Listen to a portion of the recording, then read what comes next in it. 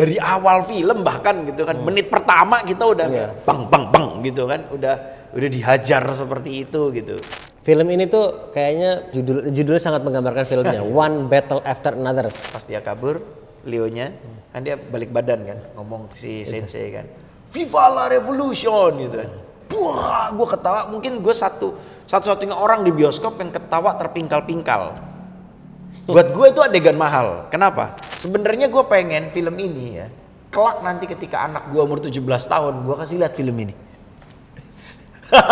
Inilah sebegitu parnonya bapak nak.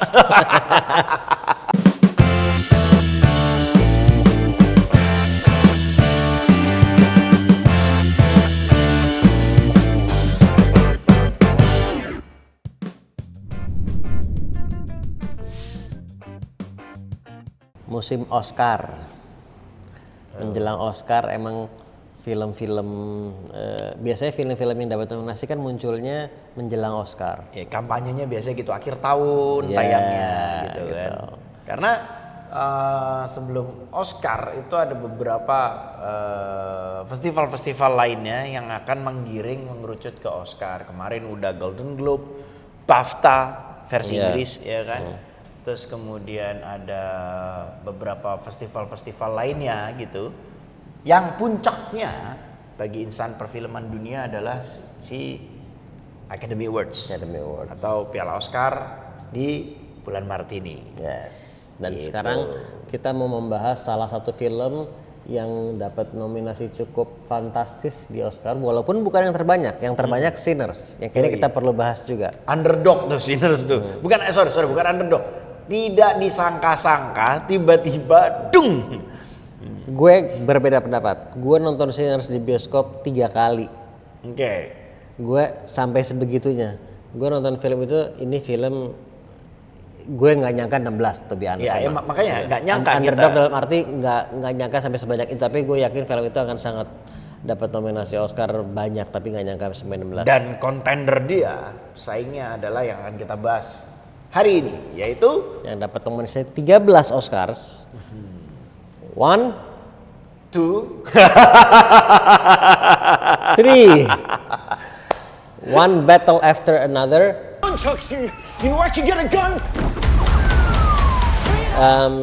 Karya terbaru dari PTA, Paul Thomas Anderson, dan dibintangi sama Kakak Leo ya. Ini menarik sebenarnya, dibintangi oleh Kakak Leo. Oke, ini yang patut dilingkari di awal. Karena PTA itu bintangnya Leo juga bukan? Oh enggak, dia Virgo cenderungannya. Atau ngarang loh. Jadi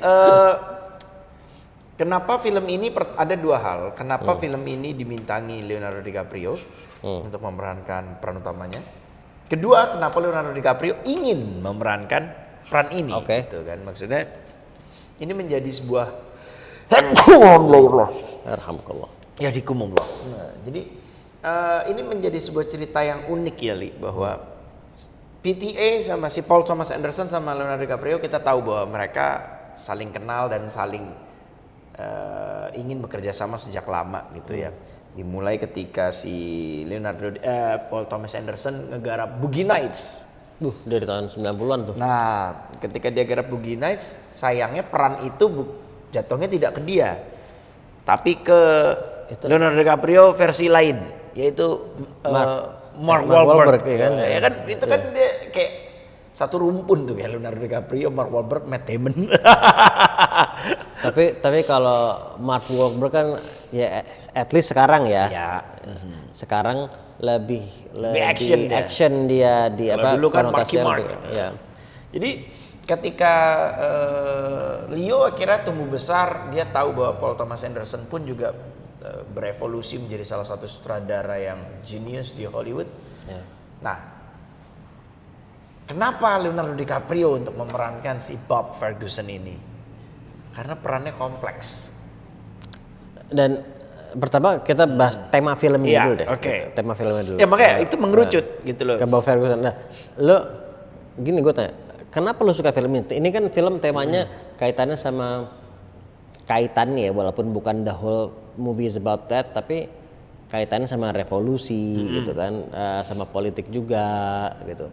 sama parenting, bahkan sama father and daughter relationship gitu. Kalau lu nanya gua, pertama udah jelas karena ada unsur revolusi, gua pasti suka. Oke. Itu pertama. Kedua, yang keren adalah film ini yang menakjubkan di mata gua adalah film ini berani benar-benar menelanjangi Amerika secara analogi maupun secara deskriptif gitu kan. Bahwa mereka bicara tentang negara Amerika yang konon katanya adidaya, tapi sebagian besar masyarakatnya pun malu melihat negara seperti apa, dan itu dituangkan oleh Paul Thomas Anderson gitu dengan beragam konfliknya, mulai dari konflik rasial, konflik para pejabat tinggi gitu, konflik baik dari komunitas-komunitas kecilnya pun terjerat sebuah persoalan gitu. Dan di film ini dijembrengin dengan bukan hanya jelas ya, lugas gitu kalau menurut gua, dan dia bisa memadu-madankan unsur revolusi tadi. Pertanyaannya, revolusi ini untuk apa? Revolusi ini ditujukan kepada siapa? Tujuannya apa? Gitu. Itu yang membuat film ini menjadi menarik. Dan ini film kan panjang banget ya sebenarnya ya. Gue itu kayak kesirep ya, kayak nggak nyadar kalau ini udah jalan 1,5 jam lebih. Itu ketika gue tiba-tiba ngeliat jam. Udah 1,5 jam loh, kita nggak nyadar gitu. Mungkin kalau kita nonton film-film lain di menit ke 90-an kita udah kayak, oh ini udah menjelang klimaks, kemudian resolusi nih. 1,5 jam tuh kita masih kayak kayak apa ya, kayak dikocok kepala kita, kayak ini loh persoalan ini, lu lari ke kiri lu nemu persoalan ini, lu lari ke kanan nemu persoalan ini, kemudian lu masuk sequence-nya Sensei Benicio del Toro seperti apa gitu. Itu 1,5 jam sequence dia gitu kan. Sampai ke situnya. Baru ke situnya gitu kan. Dan artinya memang problem di Amerika itu dilugas, dijembrengin, dan dialog-dialog cerdas ini loh yang membuat gua akhirnya, kalau di gua mungkin kalau lu menjagokan Sinners, gua menjagokan ini untuk Best Picture gitu. Ya gue menjagokan Sinners. Nggak tahu nanti ini pas kalian nonton ini, mungkin kalian nontonnya pas udah ada announcement-nya gitu ya. We don't know. Tapi gue juga sangat kagum sama film ini juga gitu. Artinya film ini tuh kayaknya sangat menggambarkan judulnya sangat menggambarkan filmnya. One Battle After Another. Battle-nya bentuknya berbeda-beda gitu ya. Versi bahasa Indonesia kan apa? Satu peperangan apa ya? Gimana ya kalau dijadiin versi bahasa Indonesia maksudnya apa? Maksudnya one battle after another. Orang kan bertanya, ini apa ya artinya? Oh. Satu pertempuran pertempuran kesekian lah ini artinya kan. Dari pertempuran ke pertempuran gitu kali ya. Dari Artinya pertempuran kan ke pertempuran. Setiap hari kayak tadi Ali bilang, pertempuran itu nggak melulu berperang, tapi perjuangan seperti apa yang dirasakan oleh masyarakat Amerika Serikat gitu loh.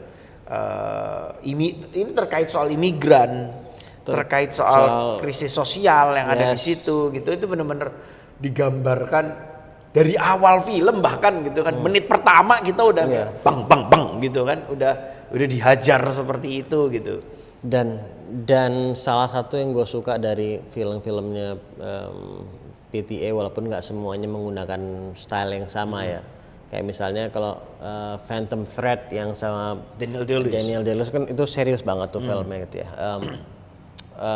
Ini tuh lebih dark comedy kan kalau ini tuh. Kalau One Battle After Another ini lebih ada actionnya, ada dramanya, ada komedi walaupun dark comedy gitu. Penggunaan musik skornya itu tuh selalu ada musiknya tuh unik gitu. Ada yang simple kecil-kecil tapi unik yang menggelitik mungkin menurut gua. Even dalam scene-scene yang cukup menegangkan. Dan itu mungkin salah satunya kenapa kita nggak nyadar kita sudah masuk ke durasi 90 menit. Karena sebenarnya benar-benar sih dalam film One Battle After Another ini yang kebetulan scoringnya juga masuk kategori ke nominasi. Iya, termasuk ya. Johnny Greenwood. Dan lo tau siapa Johnny Greenwood? Siapa? Gitarisnya Radiohead. Serius? Jadi Johnny Greenwood bener-bener scoringnya film ini gitu. Kalau gua nggak salah, gua nggak pegang HP lagi di cas. Tapi PTA itu dia pernah mensutradarai, kalau nggak salah Video klipnya Radiohead dulu kan, yes, bener ya? Betul. Dulu gitu. kan? Makanya very pemilihan interesting. Johnny Greenwood sebagai di departemen scoring ya, menurut gua, wah ini besar pengaruhnya ngebuat kita sampai terlupakan kita sudah masuk menit keberapa, karena dia sebenarnya penjahitnya gitu loh, penjahit adegan per adegan, ketegangan demi ketegangan gitu kan, atau mungkin kesunyian, kesepian. Film ini kan juga ngangkat tentang kesepian gitu kan. Apakah iya betul ya. Ya kan? Apakah ini film pertama yang dia mengerjakan musiknya?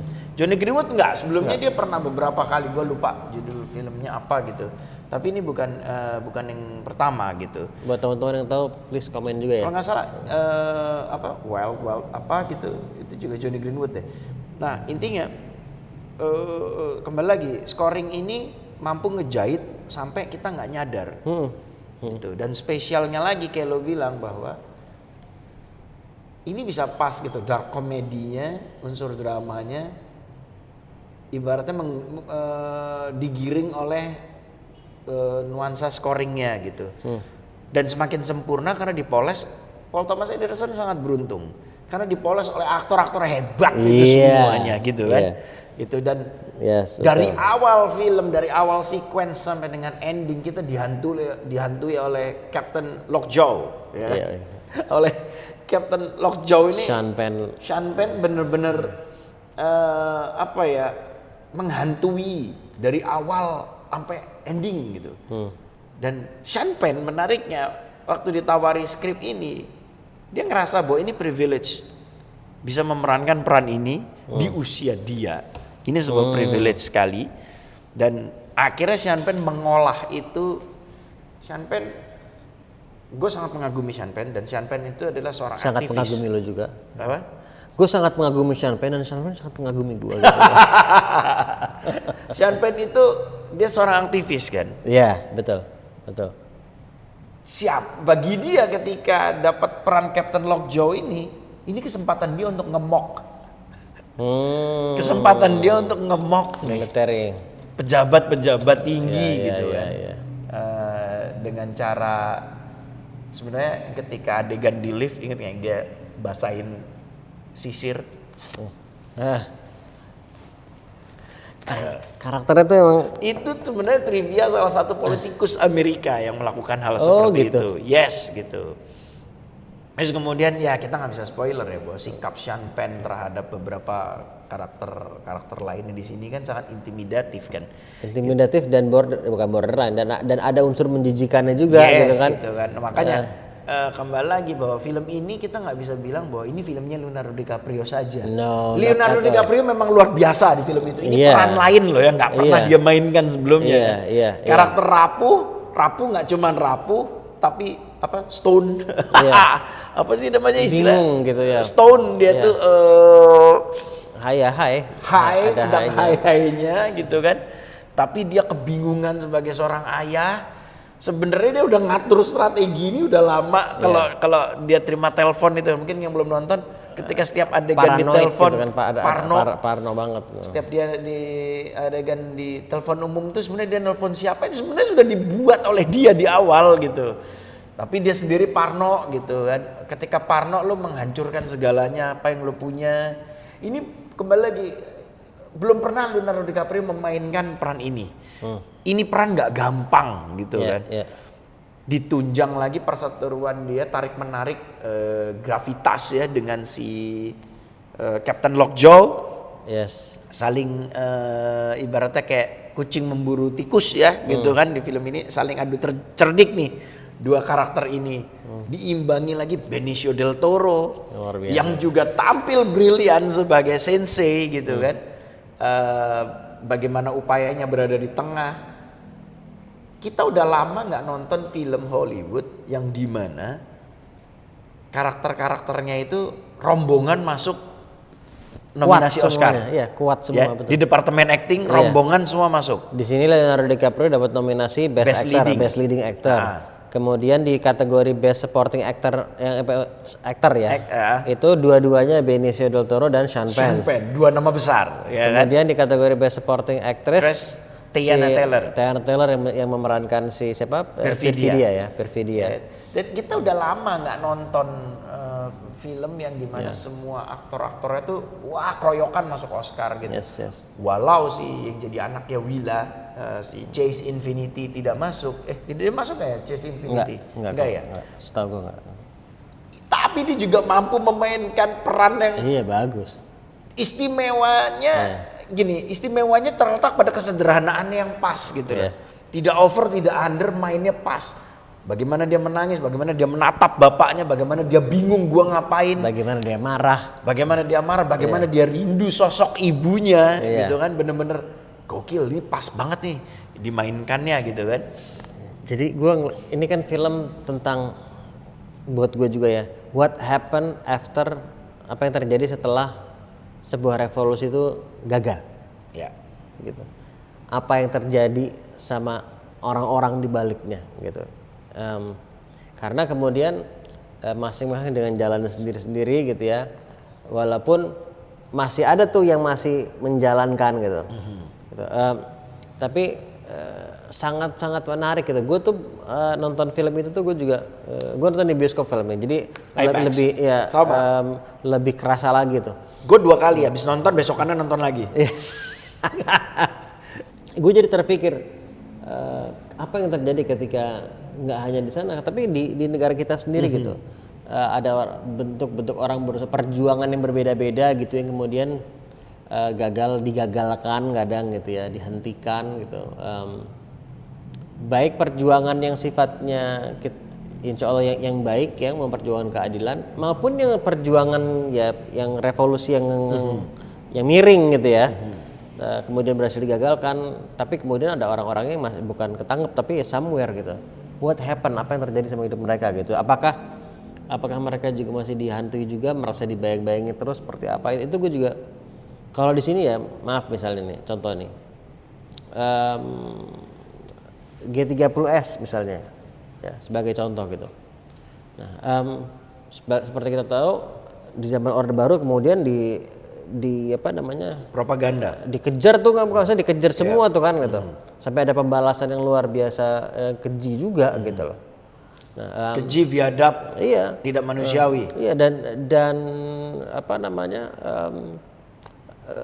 gue nggak kebayang seperti apa mereka yang bukan hanya mereka yang terlibat langsung saat itu tapi mungkin kadang keluarganya apa gitu bisa jadi masih dibayang-bayangi juga gitu, masih merasa dipantau, masih merasa di apa traumatik gitu pasti masih ada gitu traumanya kan, persoalan gitu. Psikis gitu kalau kita bicara dengan tragedi 65 pun juga sama sampai hari ini ibaratnya misalkan gue berinteraksi dengan kawan yang tidak bisa gue sebut namanya yang memang terafiliasi dengan 1965 gitu itu gue merasakan betul kesedihannya gitu.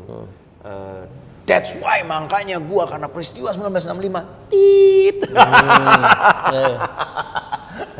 Jadi kita kembali lagi ke One Battle After Another. Jadi unsur paranoidnya itu paranoidnya karakternya Leonardo DiCaprio yang kemudian pindah menjadi Bob Ferguson namanya kan dari Rocketman menjadi Bob Ferguson itu menurut gue tuh manusiawi sekali meskipun juga ditunjukkan karakternya di awal pun ada unsur seperti itunya sedikit gitu ya. Ini kikuknya. Iya, ada yang sebenarnya dia kayak dari awal kan dia sebenarnya juga dia mendukung adanya revolusi ini oleh Perfidia yang memang revolution queen ya.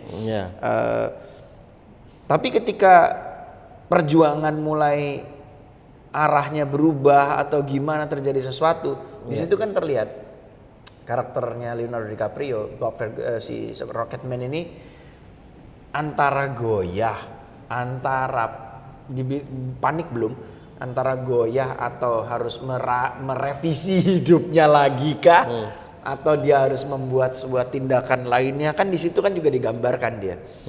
Keputusan apa yang harus diambil? Kembali lagi ke parenting kayak tadi lo bilang. Isu parenting di film ini juga besar gitu. Di mana dia akhirnya harus pada akhirnya menyelamatkan anak adalah tugas utama seorang laki-laki, seorang bapak gitu kan. Di samping perjuangan penting, tapi menyelamatkan nyawa anak itu nomor 1 gitu kan. Jadi orang di fase hidup yang berbeda prioritasnya kan bisa Iya, berubah gitu. betul. Jadi tentunya beda prioritas dia ketika dia sebelum punya anak gitu kan.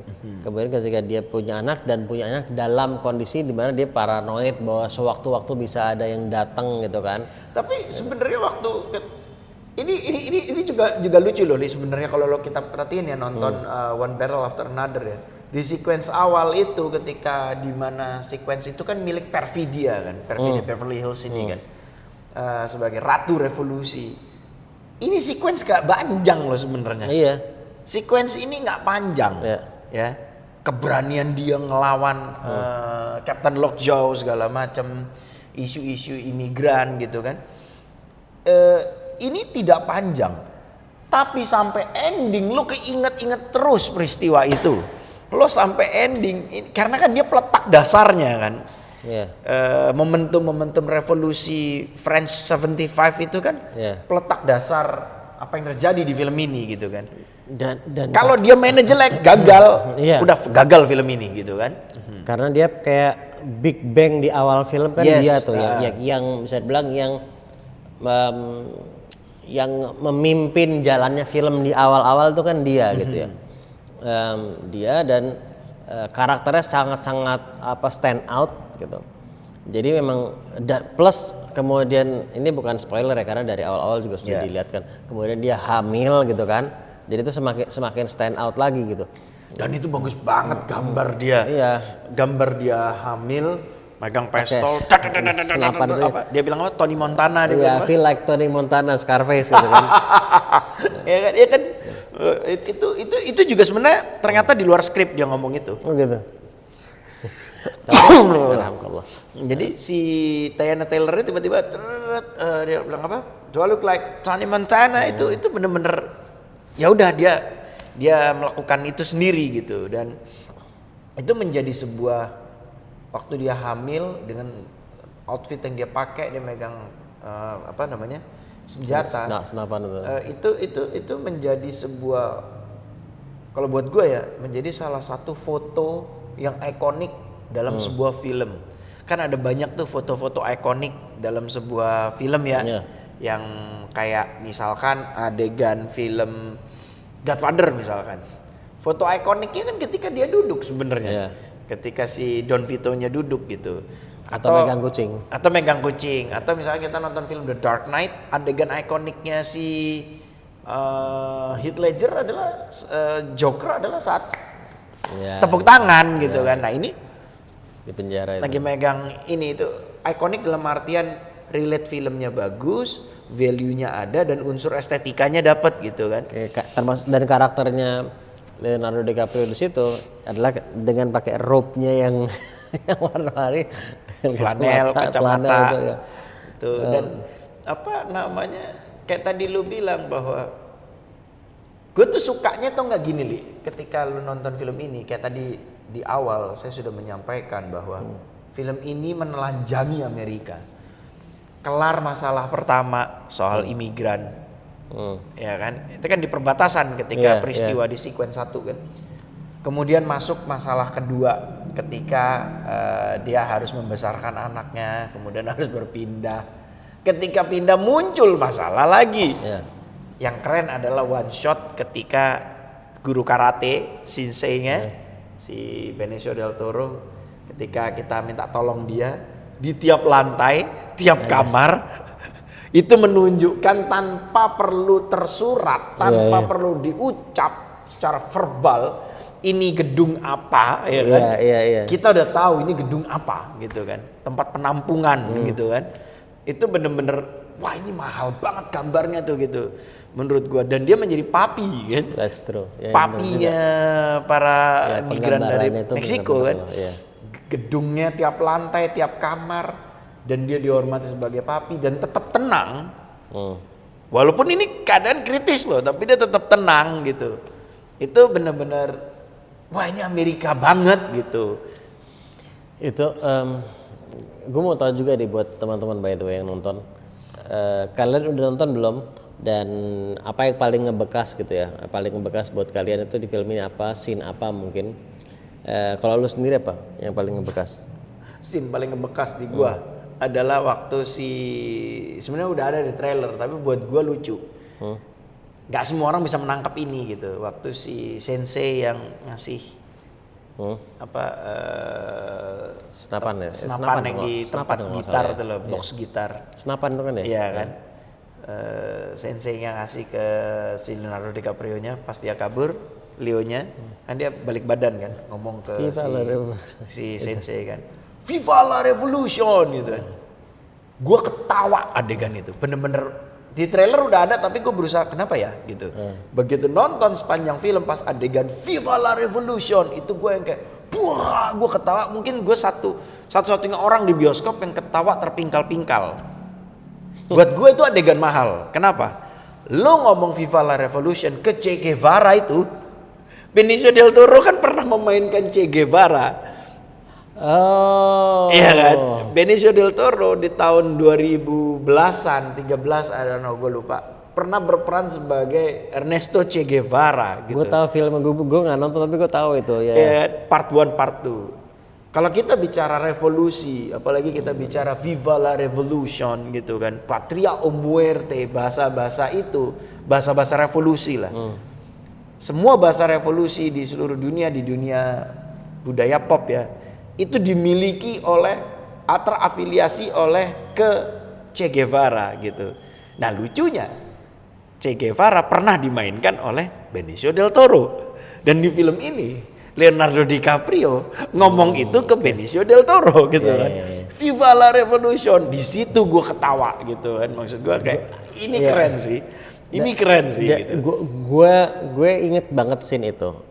Itu salah satu scene yang cukup ngebekas. Dan itu dengan alasan yang berbeda ya. Ya, menurut gue itu identitas film ini ada di di adegan itu. Kalau versi gue, satu kayak tadi gue bilang, sebuah hal yang unik. Dia ngomong ke si Benicio del Toro yang notabene dia adalah Che Guevara gitu. Ini scene adalah tentang kabur-kaburan identitas film ini. Ini scene tentang revolusi yang selalu digaungkan kayak tadi lo bilang Big Bang dari awal. Identitas film ini lagi gitu kan. Kedua, the way mereka ngomong karakter ini berbeda. Yang satu senseinya yang sangat eksentrik, ya kan, yang satu panik gitu. Ini identitas film ini. Dark comedy itu ada di adegan itu menurut gua. Yang tadi lu bilang panik itu yang kenapa ngebekas buat gua scene yang lu bilang tadi itu juga. Karena tuh dia udah kayak mau terus dia balik lagi. Iya. Jadi kayak damn it, gue pengen kayak gue melihat itu scene itu tuh kayak ada percikan-percikan dari masa lalunya yang muncul lagi yang hidup kembali gitu loh. Jadi di tengah-tengah kebingungan ingin tadi kan memprioritaskan tentunya anak dan semua, tapi terus dia merasakan ada sesuatu yang hidup kembali dan itu keluar tahu-tahu gitu. Itu tuh menurut gua tuh sangat memorable dan yang membekas juga dan ini cukup komedik ya adalah di telepon itu soal dia udah kan dikasih suruh jawab kode-kodenya kan passwordnya kan. Terus satu yang dia nggak bisa jawab dan dia mencoba berkali-kali nggak berhasil baca. Padahal dia sendiri yang ngebuat password itu kan. Dia sendiri yang ngebuat password itu gitu. Dan itu lucu banget. Itu salah satu yang bekas juga dan karakternya Lockjaw, karakternya Sean Penn kapanpun muncul di layar itu luar biasa. Itu tuh membekas dalam bentuk yang berbeda-beda dan kadang membuat lu mengerinyit ya bahasa Indonesianya kadang. Mengerenyit. Ini bisa kayak kalau menurut gue ya experience-nya kita ketika melihat Captain Lockjaw tuh kayak lu ngeliat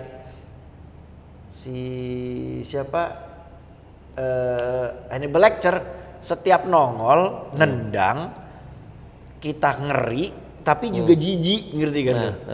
Iya kan? Iya. Tapi jijik ngeliat ini orang gitu. Iya benar. Sama kalau kayak kita nonton si Javier Bardem di No Country for Old Men gitu kan. Ya. Itu juga gila. Setiap nongol kita yang kayak takut anjir nih orang mau apa gitu. Ngapain? Kita nggak tahu orang bakal ngapain. Iya gitu, tapi nggak jijik gitu kan. Iya. Ini tuh di mix dia yang kayak kita bisa sejijik itu sama si ambisinya si Captain Lockjaw ini kan. Gitu. Dan Dan Paul Thomas Anderson berhasil mendirijenkan, mengorkestrasi ini semua elemen detil. Kalau lo tonton film ini detil, film ini layak dapat Best Picture. Dan kalau gua nggak salah waktu itu, secara budget film ini nih super fantastis dibandingkan film-filmnya PTA yang lain. Yang rata-rata tuh kalau nggak salah di kayak 40 juta, 30 juta, 50 juta dolar gitu. Yang ini sampai 100 juta dolar lebih budgetnya. Karena ini memang film super niat dia. Kalau niat sih gue yakin super niat, tapi semuanya juga super niat gue yakin. Cuman skalanya nih fantastis gitu film ini gitu menurut gue.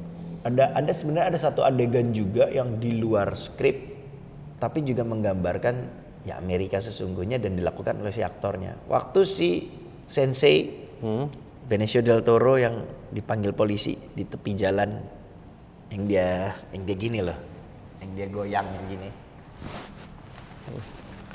Oh pas ini ya disuruh keluar ya? Kan? Iya. Dia begini kan? Iya. Nah itu kan. Ya, itu gitu. di Alk ditanya kan, lu minum apa yang lu buang gitu. Bir, lu minum apa? Bir, seberapa banyak? Few beer.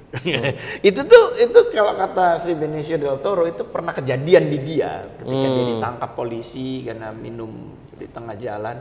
Jawaban dia ya itu gitu. Jujur aja gitu kan. Dan adegan itu juga cukup ikonik. Dan kalau bukan Benicio del Toro yang memainkannya, kita nggak akan ketawa gitu. Dan ini bisa bagus, bisa nikmat gitu loh kita mainin gitu. Benicio del Toro itu juga luar biasa. Jadi gue ngelihat dia selain peran dia di situ, yang sangat ikonik itu buat gue itu adalah di Snatch. Oke. Ya kan? Yeah. Frankie Four Fingers, ya kan? Where is the stone? Itu tuh ikonik banget. Dan kemudian dia di Sicario. Sama Josh Brolin. Nah, Sicario berapa nih? Sicario yang 1-2 kan? 2 kalau nggak salah 1-2 kan dia main di 1-2. Iya. Cuman maksud gue lu sukanya yang 1 atau yang kedua? Dua-duanya gue suka. Kalau yang 1 kan cool. Iya. Kalau yang kedua tuh kejam. Gitu kan? Nah yang tapi yang kedua itu gila sih. Ada jadi apa ya, tajam, ada ketajaman di apa ya, mungkin di nggak tahu di matanya atau di seluruh wajahnya ada intensitas yang luar biasa. Dan menariknya di One Battle After Another ini, lu masih melihat itu, at least gue masih melihat itu, tetapi ada compassion di situ, itu yang lain. Jadi tetap tajam ya, tetap sharp, mungkin karena dia juga sensei, jadi ada faktor itu. Tapi juga ada compassion yang munculin itu nggak gampang loh. Nggak gampang, lu memunculkan compassionnya itu, apalagi compassionnya ini sesuatu yang pas, sesuatu yang dibutuhkan untuk dalam cerita ini gitu kan. Ya, bukan compassion orang yang lembek, memang compassion nggak ada hubungan sama lembek seharusnya. Cuman kasih sayang tuh bukan yang nyeme-nyeme gitu. Jadi tapi kasih sayang tapi dengan penuh ketegasan, dengan penuh keberanian, dengan penuh ketajaman gitu, dengan penuh intensitas gitu. Dan conviction dan orang yang punya kepercayaan diri gitu, tapi tenang, cool gitu kan. Makanya ini dua-duanya Sean Penn, Benicio del Toro, tiba-tiba andai kata nih misalkan gua di situ para nominator best supporting actor tuh ada siapa lagi ya? Gue lupa. Yang gue tahu Delroy Lindo tuh seingat gue dapat nominasi juga di Delroy Lindo di Sinners. Di Sinners tuh dapat nominasi best supporting actor juga kalau gue nggak salah. Tapi gue nggak ingat yang lain siapa lagi. Lu berada di situ, and then Delroy Lindo juga oke mainnya di Sinners. Maksudnya yang kayak lu dikepung ada nama Sean Penn, ada nama Benicio, itu kayak nggak ready gitu kan.